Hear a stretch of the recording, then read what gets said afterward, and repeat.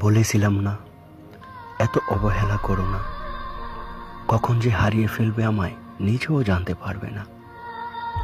ভালো থেকো, ভয় নেই, সম্পর্ক নষ্ট করব না, তবে জোরও করব না।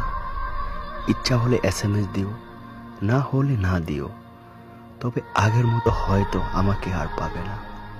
সব কিছু বাদ দিয়ে তোমায় নিয়েই ভাবতাম, কিন্তু অবহেলার মাত্রা এত পরিমাণ হয়ে গেছে যে আমার অসীম ভালোবাসা হারিয়ে ফেললে। ভালো থেকো, বেশি খারাপ লাগলে চলে যেতে পারো, আটকে রাখবো না। তবে মনে রেখো, আমার এই চেঞ্জ এর জন্য তুমিই দায়ী। একটা দিনের 24টা ঘন্টা, তার মাঝে তুমি প্রতিদিন আমায় 4 ঘন্টাও যদি সময় দিতে, আর কষ্ট লাগতো না। ভালোবাসার মানুষটির কাছে সব থেকে ভালো লাগার মুহূর্ত কি জানো? যখন তার ভালোবাসার মানুষটি তার সাথে থাকে, কিংবা তাকে দূর থেকে একটু সময় দেয়।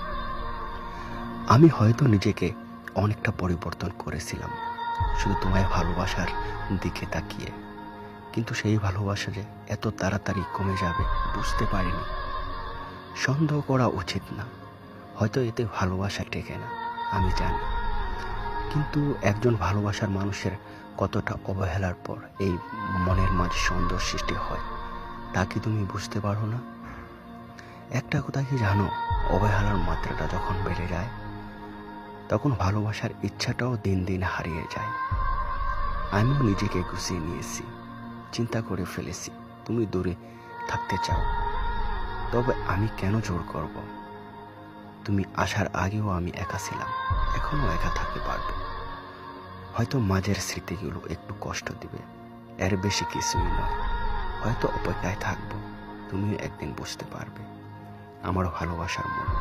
আমি সেই দিনটির প্রতীক্ষায় আছি।